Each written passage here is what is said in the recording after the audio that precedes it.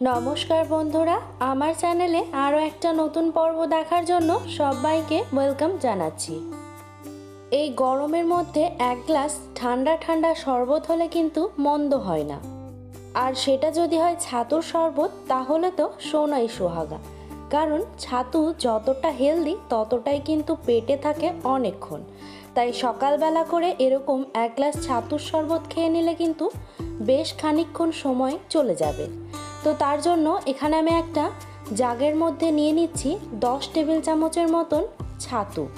এখানে আমি 3 জনের জন্য ছাতুর শরবতটা বানাচ্ছি। তারপর ওর মধ্যে দিয়ে দেব 4 টেবিল চামচ চিনি। আপনারা চাইলে চিনির পরিবর্তে মধুও ব্যবহার করে নিতে পারেন।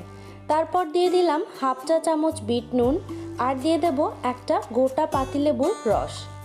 এখন সবশেষে দিয়ে দেব 3 গ্লাস ঠান্ডা জল। আপনারা চাইলে এখানে নর্মাল জল ব্যবহার করে নিয়ে বরফও অ্যাড করে নিতে পারেন। তো এখানে আমি ঠান্ডা জলটাই ব্যবহার করছি। খুব ভালো করে মিশিয়ে নেব যতক্ষণ না পর্যন্ত চিনিটা খুব ভালো মতো করে গলে যাচ্ছে।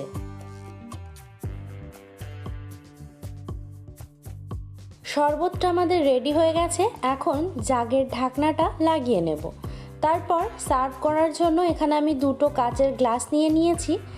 গ্লাস দুটোতে এখন শরবতটাকে আস্তে আস্তে করে ঢেলে নেব। এর আগের দিনের রেসিপিটিতে আপনারা অনেক অনেক ভালোবাসা দিয়েছেন, তার জন্য আপনাদের সকলকে অসংখ্য অসংখ্য ধন্যবাদ। এভাবেই আমার পাশে থাকবেন। তো এদিকে শরবতটা আমার সার্ভ করা হয়ে গেছে, আর গার্নিশ করে নেব কয়েকটা লেবুর স্লাইস দিয়ে। তো রেডি হয়ে গেল আমাদের ছাতুর শরবতের রেসিপি। আশা করছি রেসিপিটা ভালো লেগেছে। যদি ভালো লেগে থাকে অবশ্যই কিন্তু চ্যানেলটিকে সাবস্ক্রাইব করে নিতে একদম ভুলবেন না। Thanks for watching.